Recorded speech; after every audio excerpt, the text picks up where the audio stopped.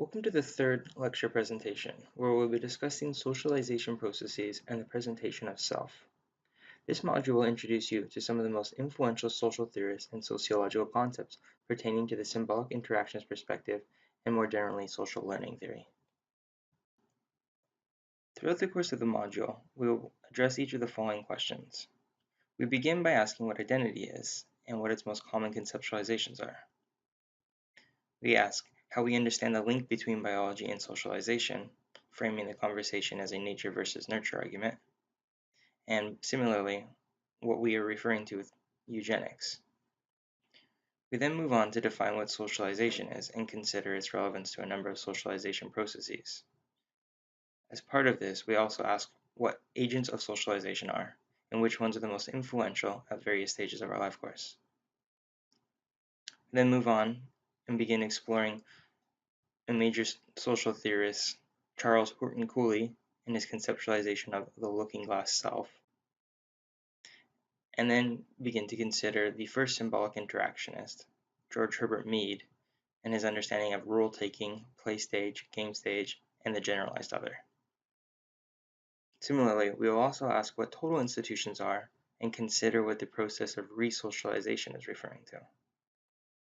We will ask what the distinct differences are between individualistic and collectivist cultures and the relevance to socialization processes, and begin to consider how we can understand the link between social stratification and socialization. Finally, we conclude with a discussion of Erving Goffman and his understanding of the impression formation, impression management, dramaturgy, front stage, backstage, spoiled identity, and its relevance to stigmatization. Again, let's look at identity. Identity refers to our membership in various social groups, such as our race, ethnicity, religion, and gender, the traits we show to others, and the traits others ascribe to us. The person that we identify as will affect everything we do, feel, and say, and think. It is who we are as a person. The way we construct and present identity for others to see has been among the most widely researched topics in social psychology. The most prominent leaders in this field have explored four general areas of identity and identity formation. Specifically, these include personal identity, role identity, social identity, and the collective identity. How is it that you think we distinguish between each of these? Well, personal identity theory was pioneered by American social psychologist Sheldon Stryker. While it is the most basic of the four approaches to identity, it is incredibly useful for understanding how demographics, social and cultural factors affect social interaction. It is the component of identity that makes us unique. Some common examples of our personal identity include our name, social security number, and date of birth. It also refers to our unique characteristics, such as whether we are a hard worker, athletic, intelligent, or lazy. The roles that we identify with, such as being a daughter or mother, military personnel, engineer, or a student. And finally, the culmination of our personal and professional experiences that shaped who we are today. Role identity theory was also pioneered by social psychologists, particularly George McCall and J. L. Simmons, and is inspired by the language of dramaturgy, which we'll learn about later in the lecture. When we speak of role identity, it is important to acknowledge that we are talking about the roles we each take on at various social settings. So we may take on a certain role when we interact with our parents and an entirely different one when we are parenting our own children or attending a work meeting. Role identity is highly relational because it refers to the way we behave when interacting with other people.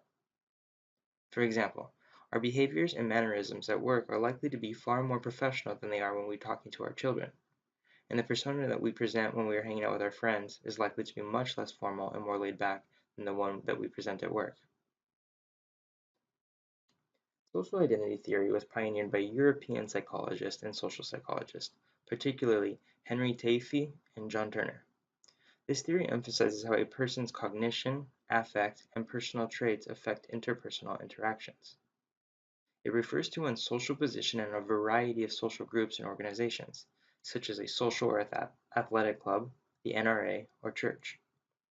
Most importantly, however, it is a way for us to generalize our understanding of people based on the social groups and organizations that they belong to. For example, we may infer specific commonalities that we share with people at work. Indeed, If we are a service member, then we are likely to assume a unique characteristic of other service members that are not characteristics of civilians.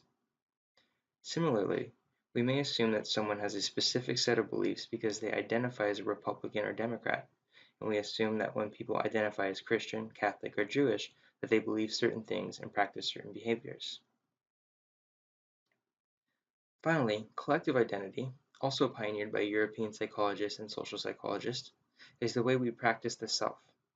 Collective identities become especially important when we talk about social movements, political protests, and other aspects of solidarity and revolution. The most important element of a collective identity is that a group of people recognize they share a common goal or interest that bonds them together in a powerful way.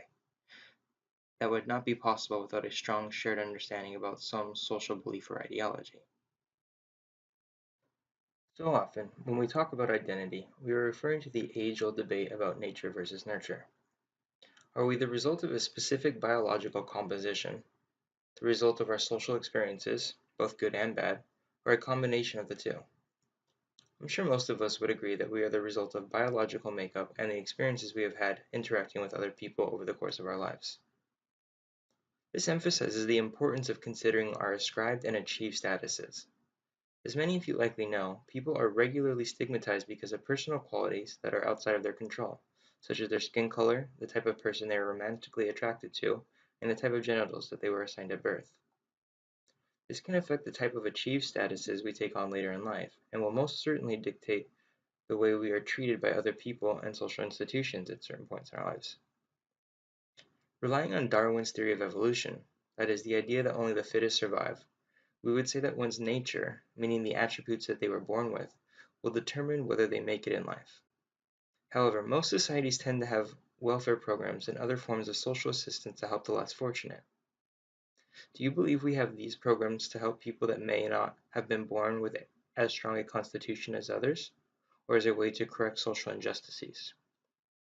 You may wish to pause for a moment and contemplate this possibility, as it is an important point to consider when we implement social welfare programs. Are you of the belief that we should let people flounder if they are not as biologically capable as others, or do you believe, as a society, that we have an obligation to help the less fortunate, whether biologically or socially driven? Some people have advocated for eugenics to overcome the issue of poor offspring. When we talk about eugenics, we are specifically referring to controlled mating environments. Eugenics are often used to breed racehorses and certain kinds of dogs. But what about people? Can you think of a scenario where we've used eugenics to control human reproduction? Many social psychologists and sociologists understandably argue that we are the result of both our biology and social experiences. It is not merely whether we were born physically stronger, more prone to illness, or beautiful, because there are things about the social world that cannot be controlled for by our biology, such as what our society considers to be beautiful in the first place. We all have a need to eat, drink, be loved, be comfortable, and be accepted. When our basic biological needs, such as food, water, and shelter, are being met, however, it forces us to behave in a way that we would not otherwise. Certainly, we have a biological need to survive that trumps our desire to have a good time or relax. We need to eat, but the way we eat, the time of day, and the type of food we consume are all socially and culturally created behaviors. We need to sleep, but some of us sleep during the day while others sleep at night. Some of us sleep for 4 to 6 hours a day while others need at least 8 hours. And we all need to be accepted, but we all go about seeking acceptance in different ways. This demonstrates the importance of considering one's biological and social needs and preferences in constructing who they are. Do you think your identity is reflective of your biological need for survival? Or were you able to selectively construct your identity by choosing social outlets without concerns about competing for basic natural resources and other biological necessities? Regardless of our biological makeup, we each undergo socialization processes throughout our lives. On the one hand, the way we are socialized will reflect our biological makeup. For example, our ethnic background will play a major role in our socialization, especially as children, as will our gender and nationality. However, within each of these social spheres, we each undergo a unique socialization that is shared by the other members of our particular social group. Certainly, the socialization process that we undergo as Americans will differ from the one Canadians and Mexicans share in their native societies, just as the socialization process someone undergoes in the military will differ from the one of an inmate in prison or a gang member in a criminal organization. Socialization is referring to the process of learning and being trained to think and behave appropriately for that particular society or social setting. Through our socialization, we acquire information about necessary social skills, such as telling the time, driving a car, and being respectful. We also learn to understand our social world and the appropriate way to interact with other people, and the social norms and possible social and legal sanctions we should expect to receive if we do not abide by society's normative expectations. Collectively, then, socialization refers to the way we learn to internalize society's culture. With this understanding in mind, it becomes easier to see how one's subcultural socialization could be at odds with their socialization in normative society, and how the socialization that we witness while traveling abroad may be unlike the one we're used to seeing back at home. Indeed, this highlights the unique way in which we are socialized in a variety of settings. For example, the type of socialization characteristic of group settings is unlike the one in interpersonal settings, in school settings, work settings, etc. And the way we expect women to be socialized and behave may be unlike the way we expect men to be socialized and behave. What are some of the other ways you can think of that socialization processes differ for various classes and groups of people? In discussing socialization processes, it's important to acknowledge who the agents of socialization are. Indeed, people are socialized by a variety of individuals, groups, organizations, and institutions over the life course. The agents of socialization we rely on as young children are not the same ones that we rely on later in life, although they may still play a role. When we talk about agents of socialization, we are referring to all of those people and groups that teach us necessary skills and ways of thinking.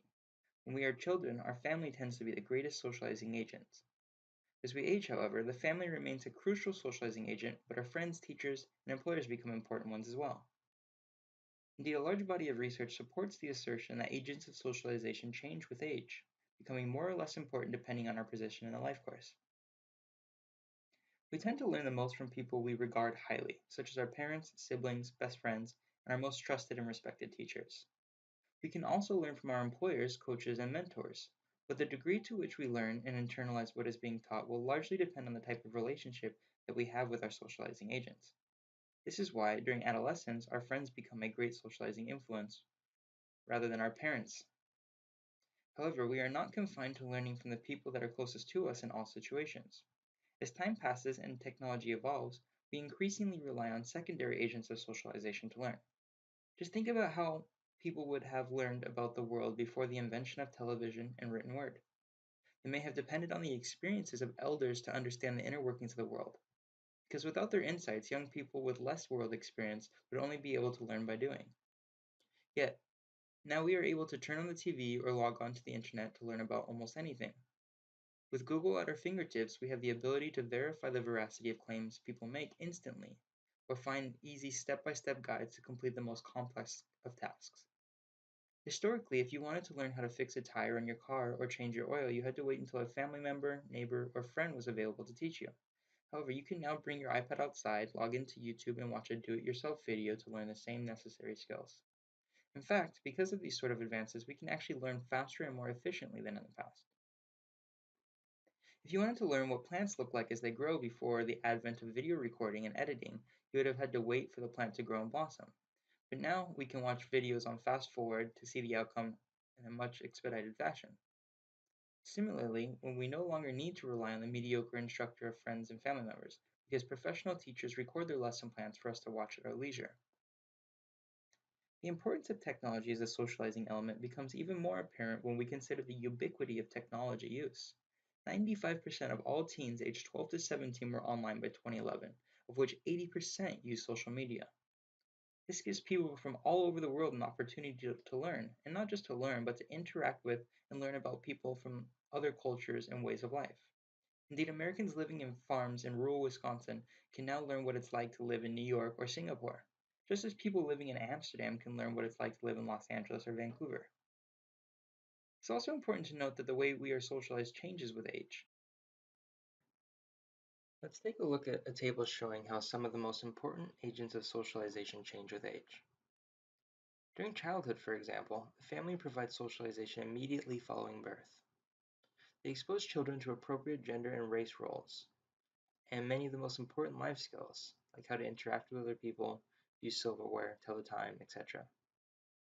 During adolescence, however, the family as a socializing agent becomes less influential. The family continues to provide guidance regarding the right and wrong way of doing things, the importance of structure and balance in life, and some tactics for getting ahead. They also continue to provide protection from various harms and comfort during milestones, like the first breakup with a boyfriend or girlfriend, the first bad exam, or the first major accomplishment. Then, during adulthood, the cycle continues as we begin serving as agents of socialization for our own children. Friends, on the other hand, are important counterparts during childhood. They are the people that we role play with and begin to truly understand social interaction outside of the family dynamic. During adolescence, our friends become even more influential socializing agents than our parents, largely because of our desire to fit in and to be accepted. At this point in our lives, we know our families love us unconditionally, so the influence and desire to be accepted by our friends becomes the more pressing concern. The friends that we have during adulthood, then, are agents of socialization as well, because they provide ongoing education about a variety of topics. They may socialize us through education, shared experiences, and solidarity, just to name a few. Schools generally teach us about social norms and values, but this is especially palpable when we are young. As we age, especially during adulthood, schools may transition from teaching us about norms and values to more vocationally appropriate skills that can be utilized in practical settings at work and in life more generally.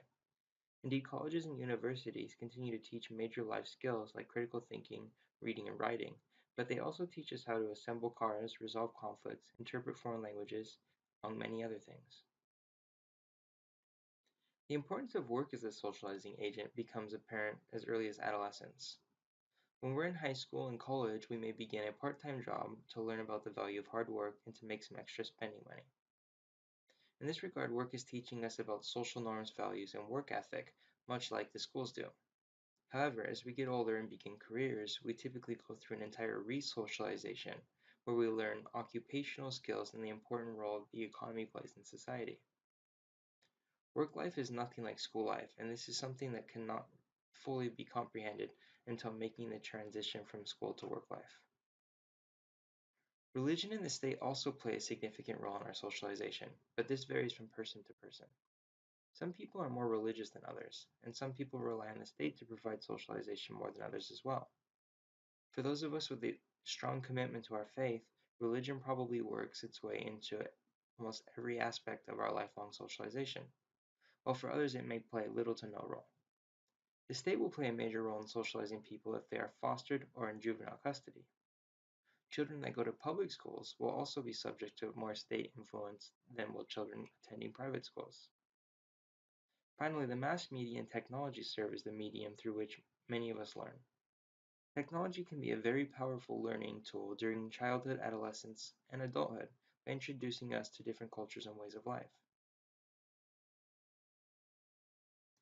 The media, moreover, typically socializes us on a daily basis by relaying the news and reminding us of what's most popular and newsworthy. Try to think about how you have been affected by each of these agents of socialization at various points in your life course. Are you able to identify any discrepancies in the way that you were socialized relative to the socialization processes outlined in this table? If so, what are some of the distinctions you were able to glean? Let's now switch gears slightly and begin talking about the process of acquiring our self. There are several important social theorists that have contributed to the understanding of self, and the way in which we go about developing a sense of identity. In particular, these include Charles Horton Cooley and his conceptualization of the looking glass self, George Herbert Mead's The Self and the Generalized Other, and Goffman's impression management, dramaturgy, and face work, each of which will be discussed at length. Now, let's begin by taking a look at Charles Horton Cooley. Charles Horton Cooley is regarded as one of the founding members of American sociology. He was a professor of sociology at the University of Michigan and president of the American Sociological Association at one time. His academic interests largely centered on studies of small groups, especially primary groups, and the construction of self. Because of his interest in social interaction and socialization in group settings, he had a profound effect on the Chicago School of Sociology and symbolic interactionism specifically. Cooley was interested in the application of pragmatism to theories of social action, social order, and social change. which he articulated in his trilogy in the early 1900s. This included the publication of Human Nature and Social Order in 1902, Social Organization in 1909, and Social Process in 1918. In Human Nature, Cooley first articulated his understanding of the looking-glass self.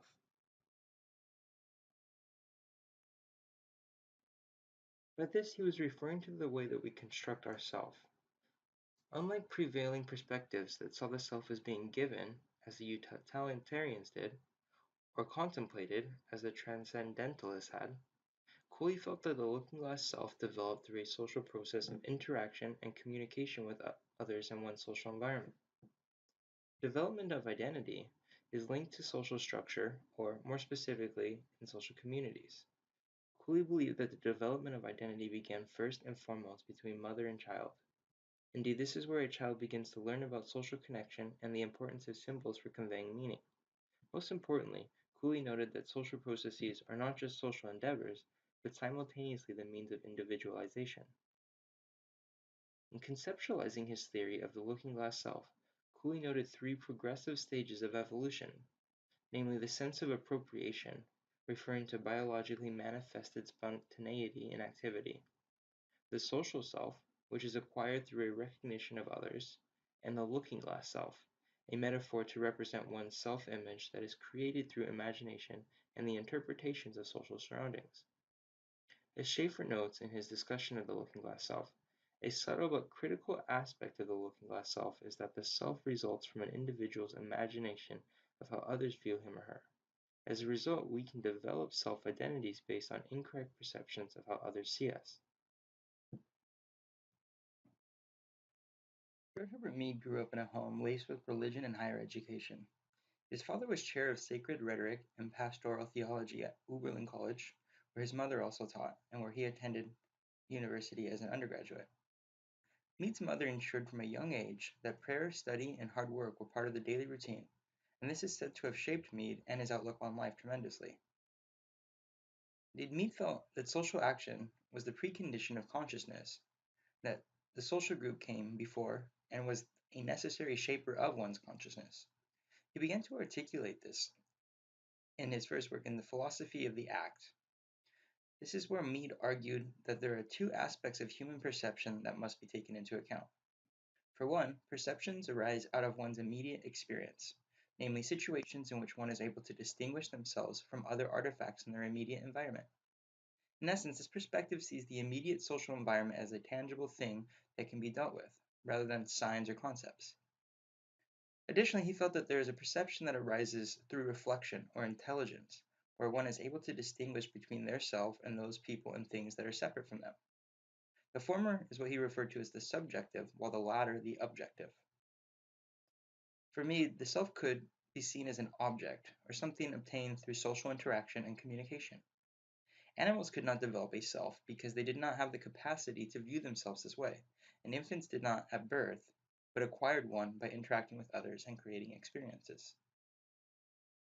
The general mechanisms of the self refer to the ability to reflect and see oneself from the perspective of others in order to understand how one is perceived by other people in one's environment. Stated differently, this implies that we have the ability to see ourselves through other people's perspective. Specifically, Mead describes child development as following along three stages. In the first stage, what he refers to as play stage, the child learns to perceive themselves externally. At this stage, children are able to pretend that they are someone other than themselves, such as when they play mommy and daddy or doctor and nurse, and they identify perceptions of themselves from the perspective of the role they have taken. This is a distinction between seeing oneself as the subject and the object. In the second stage, referred to as game stage, children reach a stage of development where they're not only able to take the role of discrete others, but all other personalities in the game. All the other game actors need not be present, but the child knows the role expectations of every actor in order to play particular roles themselves. For example, if a child wants to play a football game on a video game console, they must know what each player is going to do in order to know what they're supposed to do in their particular role. And finally, the generalized other follows the game stage. At this point, the child can take the perspective of the entire group. In the football game example, it would be the ability to see oneself from the perspective of the entire team. Mead felt that this stage was crucial for the development of self and to seeing oneself from the perspective of a social group to which he or she belongs. As the child matures, the conception of the generalized other grows as well, eventually including the child's family, friends, peers, teachers, and ultimately the entire society.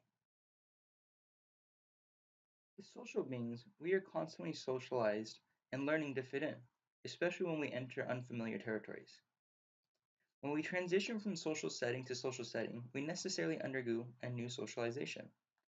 For example, we are socialized to behave one way during elementary school, then we are socialized another way during middle school, and again when we enter high school, and once more when we begin college or university.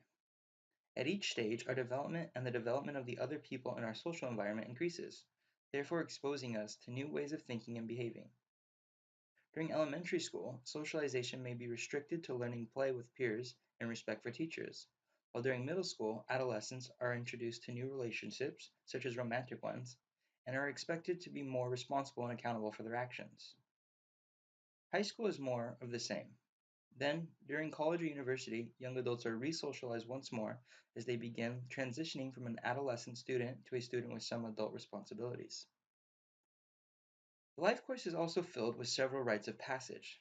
In some cultures, adolescents are said to transition to adulthood when they reach a certain age. Some birthdays are even sensationalized to celebrate this transition, such as the case with quinceañeras. Similarly, many societies place a great emphasis on marriage and therefore hold a wedding ceremony to celebrate the bringing together of two families. These and other turning points entail a re-socialization to the new way of life. The adolescent that enters adulthood after a birthday must learn to take on more responsibilities and act in accordance with their new, socially ascribed maturity. The newly married couple must also learn to cohabitate and share every aspect of their life with the other person, which might be an entirely novel and unfamiliar concept. Some social institutions are so unlike normative society that they have been referred to separately as total institutions. Some examples of total institutions include prison and the military, where the way of life is so unlike what people are used to that the resocialization is intended to be a dramatic transition from one way of life to the other. Typically, when total institutions resocialize people, they are attempting to detach the individual from his or her former identity, thus teaching them an entirely new ideology, set of behaviors, and self-identification. Most certainly, once one has been resocialized to think and act in accordance with a new social institution, it is incredibly difficult to transition back to one's former self. We see this often when military personnel attempt to transition back to civilian life after completing their service, and when inmates are reintegrating themselves into society after serving a lengthy prison sentence. Depending on the type of society one resides in, this will have a significant effect on the type of socialization they receive. In societies with an individualistic culture, such as the US, people are socialized from a young age to be independent and to pursue personal growth. As children in these cultures age, they are encouraged to leave home and make a life for themselves. Alternatively, in societies with a collectivist culture, both the young and old are socialized to contribute to the collective of society. Children may be encouraged to stay close to home and aid in the growth of their local community. One's achievements and personal abilities are, therefore, used to better society and not just oneself. Indeed, from this perspective, it is no surprise that personal achievements are considered subsidiary to the collectives. And we cannot downplay the significance of social stratification in processes of socialization. This is especially apparent when we consider individualistic cultures that place more emphasis on the individual than on society. Now, the way we are socialized is largely going to be shaped by our ascribed statuses, such as our social class, race, and gender. Indeed, most people socialize with people from their social class. That is, they do not go up or down in social classes to interact with peers and others. This is important to consider because social class affects nearly every aspect of our lives, including our political preferences, sexual behavior, religious affiliation, diet, and life expectancy. Moreover, parents' class standing also influences the values and orientations that children learn and the identities that they develop. Certainly, we will learn more about this next week when we talk about different types of family dynamics. Now, being part of a dominant social category removes an element of socialization that requires being aware of one's otherness. Ethnic minorities and women must learn to act in accordance with their prescribed social roles and to account for external perceptions of their identity based solely on their ascribed statuses or statuses. As Webb Du Bois noted, ethnic minorities have to be aware of their double consciousness, that is, their position in mainstream society and their family or ethno-racial social world that may be completely detached from the normative society. Similarly, women occupy a social role that, until recently, has had a number of expectations attached to it, such as being the good housewife and a loving mother. However, this has increasingly been challenged since the 1960s as women and society more generally have fought for gender equality in the economy, government, and elsewhere. Too often, the concepts race and ethnicity and gender and sex are treated synonymously, when in reality they refer to different social constructs. When we're talking about one's race and sex, we're referring to their biological features, including particularly their skin pigment, genitals, and other physical features. Ethnicity and gender, on the other hand, refer to unique cultural and social contours that either develop from shared experiences and ideologies, as is the case with ethnicity, or social expectations of the way people should behave, as is the case with gender. The distinction reminds us of the link between biology and sociology. Indeed, people that share a particular ascribed status share a similar set of experiences, ideologies, and social expectations. Let's switch gears again and begin talking about Erving Goffman's conceptualization of the self. We'll begin with the idea of impression formation. When we meet people, we immediately begin forming assumptions about them based on observable characteristics, such as their age, gender, verbal and nonverbal language, and other physical attributes like the clothing and accessories they wear. This is what sociologists refer to as impression formation, because it involves making assumptions about people based on a set of observable characteristics. Often these physical features are used to form generalized opinions about people based on stereotypes of entire classes of people. Other, non-biological features of one's appearance can speak volumes to their likes, dislikes, cultural preferences, and ideals. Many people get tattoos to showcase artistic descriptions of their most treasured memories and beliefs. Bodybuilders achieve unnatural muscular physiques for cultural and at times personal reasons, and women undergo dangerous and painful plastic surgeries in an effort to conform to a socially desirable image. Most notably, each of these forms of physical expression support incredibly lucrative industries and can lead to a host of physical and mental ills. And finally, the way people communicate, whether verbally or non-verbally, can speak volumes to their cultural beliefs and ideologies, as well as their demeanor. Many of us are able to interpret what type of mood someone is in or the culture that they hail from based on the most mundane of body postures. For example, we know that our spouse is upset with us if he or she has their arms crossed and eyebrows lowered. Similarly, we know that when someone touches us while they are talking that they are trying to establish an emotional connection, and when people do not touch us that they may be attempting to create distance. We also use nonverbal gestures such as a head nod or handshake to convey meaning. In other cultures, they bow as a sign of respect or kiss someone's hand. Each of these means of nonverbal expression can have a significant impact on the social interaction and tell us a lot about the person that's making the gesture. Now, if we're willing to accept that people make assumptions about us based solely on the way we communicate and present ourselves physically, then it stands to reason that we must be aware of others' impressions of us and attempt to manage those impressions, lest we risk carrying an image that we may be interpreted negatively. Indeed, many of us are aware of our cleanliness, that is, the way we smell, whether our hair looks well groomed or unkept, and whether our outfit is sequenced or taking on an imagination of its own.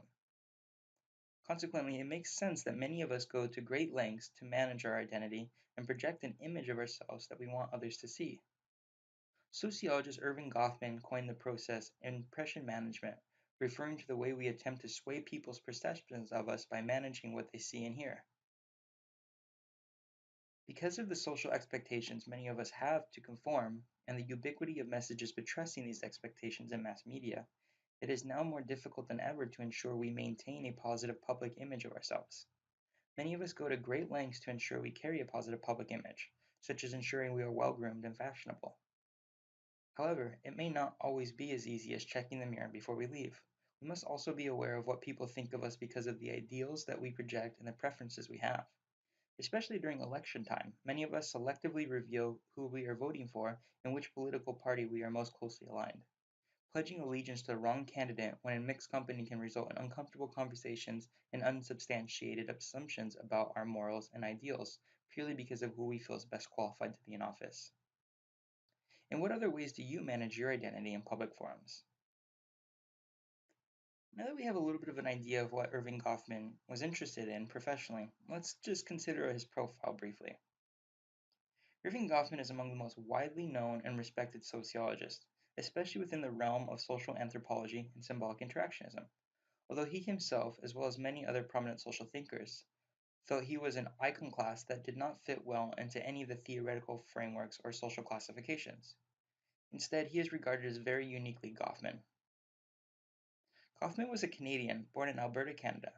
He attended the University of Toronto for his undergraduate studies and the University of Chicago for his graduate studies, working primarily with anthropologists at both institutions.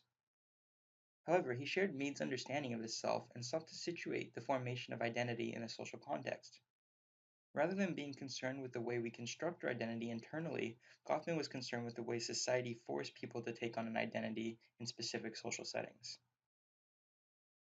His most noteworthy work on the identity formation and management was articulated in his 1956 book titled The Presentation of Self in Everyday Life, and his 1963 book on Stigma Notes on the Management of a Spoiled Identity. Goffman's understanding of the self was quintessentially embedded in social interactions and regulated by expectations. As he noted, we must not be subject to our ups and downs. Instead, we must maintain a consistent image that we assume others expect of us. In an effort to maintain this stable self-image, Goffman felt that people performed roles for their social audience. Let's now take a look at this process of identity formation known as dramaturgy. Dramaturgy is originally a concept used to describe dramatic portrayals on stage and in storytelling. It is often credited with first appearing in Hamburg Dramaturgy in 1767 to 1769, authored by Gotthold Lessing.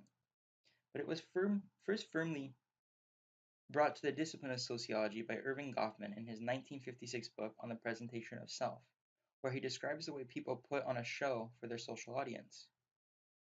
In sociological terms, dramaturgy is a Shakespearean-inspired metaphor for the way we conduct ourselves in social settings. Accordingly, Goffman argues that the way we present ourselves will largely depend on the setting, context, and audience. Audience, in this regard, is referring to all the people present at the time of our presentation. Goffman felt that people would act out the role of the person they want other people to see and use scripted communication to convey the image of themselves.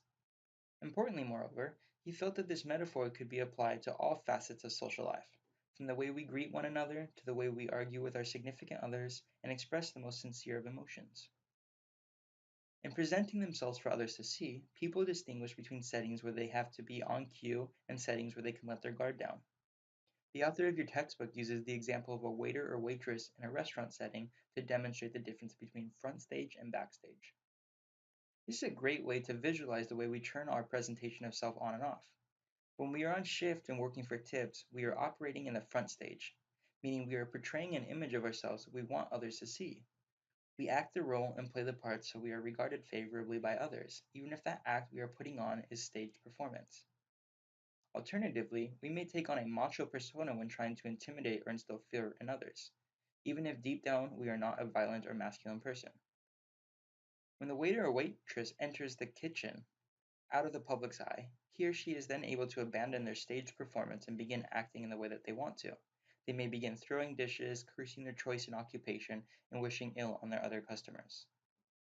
The ability to distinguish between the two settings is crucial to maintaining a positive self-image.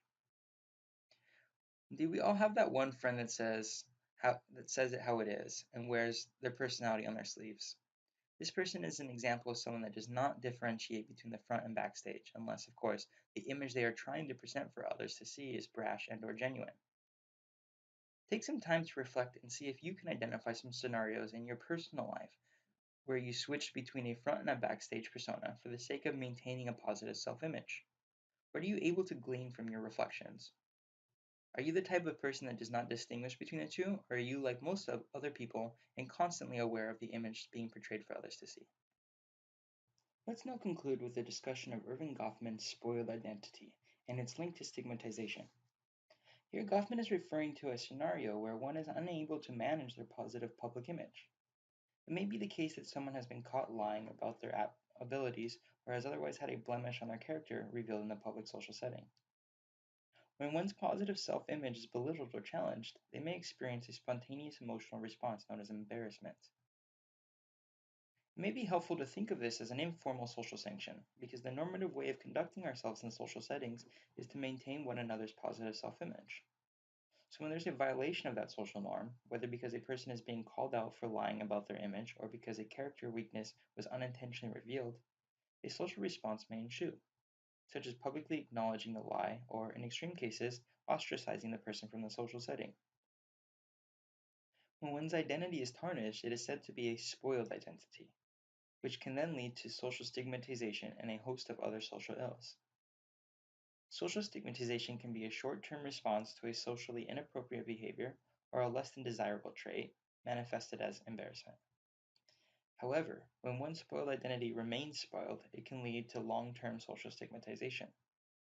Goffman distinguishes between three types of stigmatization that may result from character flaws and physical and mental disabilities and disfigurements.